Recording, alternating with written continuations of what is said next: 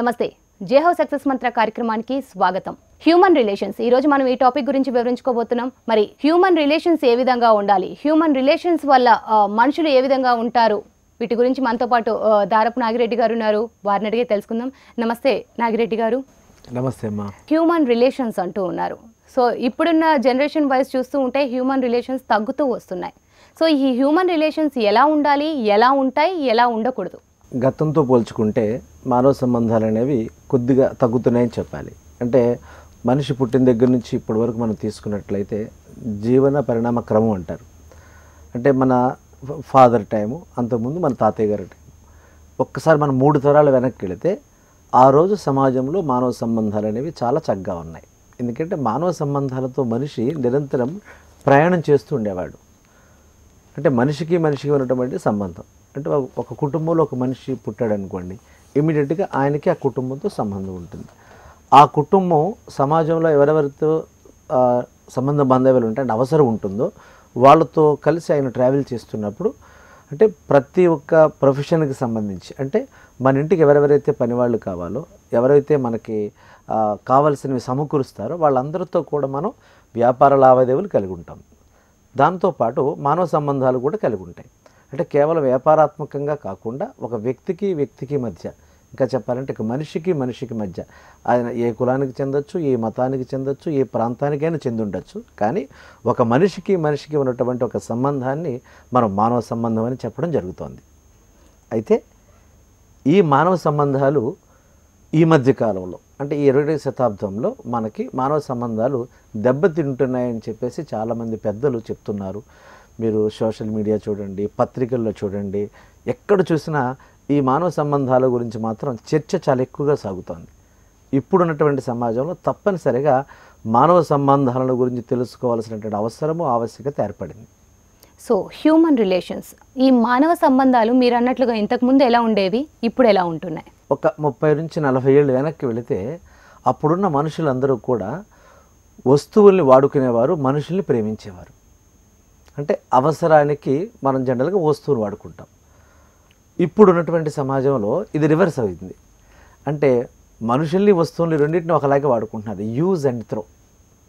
అసలు ఇది ఎక్కడి నుంచి పుట్టింది, ఎలా పుట్టిందని చెప్పడానికి మన దగ్గర పెద్దగా అంటే ఎలాంటి సైంటిఫిక్గా చెప్పడానికి ఏం లేదండి. కాకపోతే మానవ సంబంధాలు దెబ్బతింటున్నాయి and use and throw and policy ఒకటి స్టార్ట్ అయిందనే విషయం మాత్రం మనకు చాలా స్పష్టంగా కనిపిస్తుంది. అంటే వ్యాపారాత్మక ధోరణి, బిజినెస్ డీల్లో మీకు ఏదైనా చెప్తారు, మీరు ఏదైనా ఒక వస్తువు అమ్ముతారు, మీకేం రావాలి, దానికి సంబంధించినటువంటి ప్రాఫిట్ కావాలి. సో వన్స్ బిజినెస్ అయిపోయిన తర్వాత ఆ బిజినెస్ డీల్ ఎట్లాగైతే క్లోజ్ అయిపోతుందో, ఈ మనుషుల మధ్య జరుగుతున్నటువంటి సంబంధం కూడా అవసరం కోసం సందర్భాన్ని బట్టి ఉంటున్నాయి తప్ప ప్రేమపూర్వకంగా ఉండట్లేదు. ఎప్పుడైతే లవ్ అండ్ ఎఫెక్షన్ లేకుండా ఒక సంబంధం ఉందో అది వ్యాపారాత్మక సంబంధమే అవుతుంది. వ్యాపారాత్మక సంబంధాలు ఉండాలి, కానీ అన్ని సంబంధాలు అవే కాకూడదు. అది వ్యాపారస్తులతో ఉంటే సరిపోతుంది కదా, మరి తోడబుట్టిన వాళ్ళతో, జన్మనిచ్చిన తల్లిదండ్రులతో, వీళ్ళతో కూడా అలా బిహేవ్ చేయాల్సిన అవసరం లేదు కదా.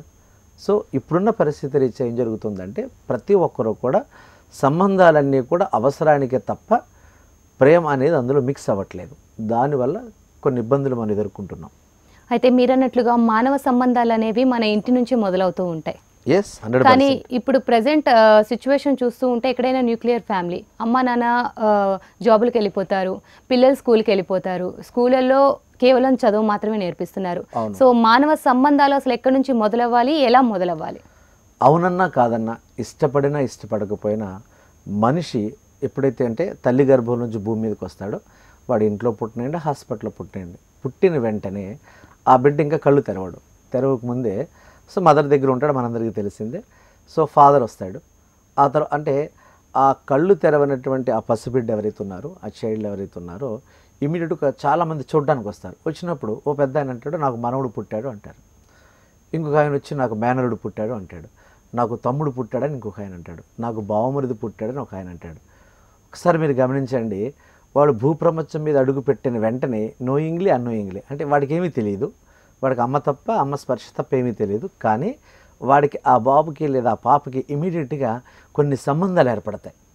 అయితే అసలు నిజంగా మన సాంప్రదాయం, మన భారతీయ సంస్కృతి సాంప్రదాయం మనం చూసినట్లయితే ఈ సంబంధాలు ఎంత గొప్పవి అంటే నువ్వు కళ్ళు తెరవక ముందు ప్రారంభమైనటువంటి నీ సంబంధము బాంధవ్యం ఏదైతే ఉందో రేపు నువ్వు చనిపోయేంత వరకు కూడా, చనిపోయిన తర్వాత కూడా కొనసాగుతాయి.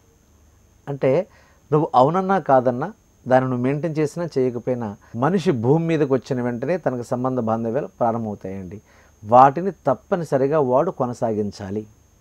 కొనసాగిస్తే వాడు సమాజంలో తను అనుకున్న స్థాయికి ముందుకు వెళ్ళడానికి అవకాశం ఉంటుంది. ఇప్పుడున్న కాలంలో ఎవరిని నమ్మడానికి వీలు లేదు, ముందు మనిషి నమ్మట్లేదు అంటున్నారు. బట్ ఇలాంటి టైంలో మానవ సంబంధాలు ఎంతవరకు మెరుగుపడతాయని మీరు అనుకుంటున్నారు? అప్పుడైనా ఎప్పుడైనా సంబంధం అనేది సంబంధమేనండి. కాకపోతే ఏంటంటే మనకి మెజారిటీ ఆఫ్ ది పీపుల్, మనం ఇప్పుడు మారుతున్న కాలమాన పరిస్థితుల్లో మనం ఏం జరుగుతుంది, ప్రతి దానికి కూడా మనం క్యాలిక్యులేషన్ మొదలైంది. ఈ పని చేస్తే నాకు ప్రయోజనం ఏంటి, ఈ పని చేస్తే నాకు లాభం ఏంటి, ఈ ఆలోచనతో వెళుతున్నప్పుడు ఏమవుతుందంటే ఏ పని చేసినా క్యాలిక్యులేట్గా వెళుతున్నాడు. ఎప్పుడైతే క్యాలిక్యులేషన్స్ వచ్చాయో ఆటోమేటిక్గా ఏమవుతుంది, మంచి రిజల్ట్ వచ్చిన దానికేమో ఎక్కువ ప్రాధాన్యత ఇస్తాము, తక్కువ రిజల్ట్ వచ్చిన దానికి తక్కువ ప్రాధాన్యత. అంటే తనకు ప్రయోజనం కలిగితే ఒకలా ఉంటాడు, తనకు ప్రయోజనం లేకపోతే ఇంకోలా ఉంటాడు. సో ఈ మానవ సంబంధాలకు సంబంధించి పెద్దలు అంటే మేధావులు, రీసెర్చ్ స్కాలర్స్ చెప్తున్న మాట ఏంటంటే ఏది ఏమైనప్పటికీ నువ్వు మానవ సంబంధాలతో ముడిపడి ఉంటావు. మానవ సంబంధాలు వద్దు అని చెప్పేసి నువ్వు అడవిలోకి వెళ్ళి జీవించడం చాలా కష్టం. ఒకవేళ నిజంగా నువ్వు అడవిలోకి వెళ్ళి జీవిస్తున్నావు, నువ్వు జంతువులతో కూడా సంబంధ బాంధవ్యాలు కలిగి ఉండాలి కదా. ఏవో కొన్ని చూడండి మనం చూస్తుంటాం, కొన్ని జంతువులు మనుషులు బాగా ప్రేమిస్తాయి, మనం వాటిని ప్రేమిస్తాం. లేదు నువ్వు ప్రకృతిలోకి వెళ్ళిపోయావు, అసలు జంతుజాలం లేదు అక్కడ, అంతా వృక్షజాలమే ఉంది, చెట్లే ఉన్నాయనుకోండి, మనం చెట్లను కూడా ప్రేమించాలి కదా. అంటే మనకు ప్రకృతిలో ప్రతి దానితో సంబంధం ఉంటుందండి. అంటే సంబంధం అంటే దాని మీద మనకు ప్రేమ ఉంటుంది. ఎప్పుడైతే దాని గురించి ఆలోచించడం మొదలు పెడతామో ఆ సంబంధం బాగా మెరుగుపడుతుంది. సో ఇప్పుడున్న పరిస్థితులు ఏమవుతుందంటే వస్తువుల్ని బాగా ప్రేమించటం, వస్తువుల్ని బాగా ఇష్టపడుతున్న వాళ్ళు మనుషుల్ని ఇష్టపడలేకపోతున్నారు అని చెప్తున్నారు. సో ఇది సరైనటువంటి పరిణామం కాదు. భవిష్యత్తులో చాలా చాలా దారుణాలు జరుగుతాయండి, నో డౌట్. మెరుగుపరచుకోవడం ఎలా అంటారు ఈ మానవ సంబంధాలని? ఓకే, మనందరికీ తెలిసిందే ప్రతి దాన్ని మెరుగుపరచుకోవచ్చండి. ఎందుకంటే ఏదో సాధనమైన పనులు సమకూరు ధరలు అని అన్నట్లు ఈ ప్రపంచంలో ప్రతి పని సాధ్యమే, అసాధ్యమేది లేదు, దుస్సాధ్యం అంతకంటే కాదు. అంటే మెరుగుపరాలి అంటే ఎక్కడ సంబంధం దెబ్బతింటోంది, అసలు ఇప్పుడు పిల్లవాడు ఎడ్యుకేషన్ సిస్టమ్ నుంచి ఇది మొదలవ్వాలి. అంటే ఇక్కడ సమస్య ఏమిటంటే ఎవరికి వాళ్ళ రైట్ అండి, ఎవరిని తప్పనడానికి లేదు. ఇప్పుడు మీరు పిల్లల్ని తీసుకెళ్ళి స్కూల్లో జాయిన్ చేసిన వెంటనే మొదట ఏమడుగుతున్నారు, ఏం చూసి వెళుతున్నారు, అడ్వర్టైజ్మెంట్ చూసి కానీ ఆ స్కూల్ తాలూకా ర్యాంకులు, మార్కులు వగేరా చూసి ప్రతిభా పాఠవాలను బట్టి జాయిన్ చేస్తున్నారు. సో మీరు మీ చైల్డ్ని తీసుకెళ్ళి అక్కడ జాయిన్ చేస్తున్నప్పుడు ఏమంటారంటే మా వాడు ఆల్రెడీ 70% ఉన్నాడు, మీ దగ్గర 80%, 90% రావాలని కోరుకుంటాం. సో అక్కడ అడ్మినిస్ట్రేషన్ స్టాఫ్ ఏదైతే ఉంటుందో ప్రిన్సిపల్ కానీ, చైర్మన్ కానీ, వాళ్ళ డైరెక్టర్స్ అందరూ కూడా ఉపాధ్యాయులకి ఏం చెప్తారు, మనందరం కూడా మంచి మార్కులు తీసుకొచ్చే ప్రయత్నం చేయాలని చెప్తారు. అంటే ప్రతి ఒక్కరు సబ్జెక్ట్ ఎక్స్పర్ట్స్ ఉంటారు. ఆ సబ్జెక్టులో వాళ్ళు ఏం చేస్తారు, 100కి 100 మార్కులు ఎలా రావాలో చెప్తున్నారు. వాళ్ళకి ఈ మానవ సంబంధాలు చెప్పే అవకాశాన్ని ఇవ్వట్లేదు. మేము చదువుకుంటున్నటువంటి టైంలో 5th క్లాస్ లోపు మోరల్ వాల్యూస్ అనేది ఒక పీరియడ్గా ఉండేది. 6th క్లాస్ 7thలో కూడా ఉండేది. అంటే అందులో రామాయణము, మహాభారతము, భాగవతంలో కొన్ని ఉదాత్తమైన పాత్రలు. అంటే రాముడికి ఉన్నటువంటి సంబంధ బాంధవ్యాలు ఏంటి, రాముడు ఎందుకు అంత గొప్పవాడయ్యాడు, మరి అందరికీ తెలిసిందే. రాముడు మానవుడిగా జన్మించి దేవుడయ్యాడు. అంటే ఒక మనిషి దేవుడిగా మారే అవకాశం ఉంది because of only human relations. అంటే మానవ సంబంధాలని మెరుగుపరుచుకోవడం ద్వారా, అంటే చక్కగా ఫాలో అవ్వడం ద్వారా మనిషి మహాత్ముడు అవుతాడు. ఇంకా చెప్పాలంటే మనిషి దేవుడు అవుతాడు. దానికి మనకి తార్కాణం ఎగ్జాంపుల్ ఎవరంటే శ్రీరాముడు.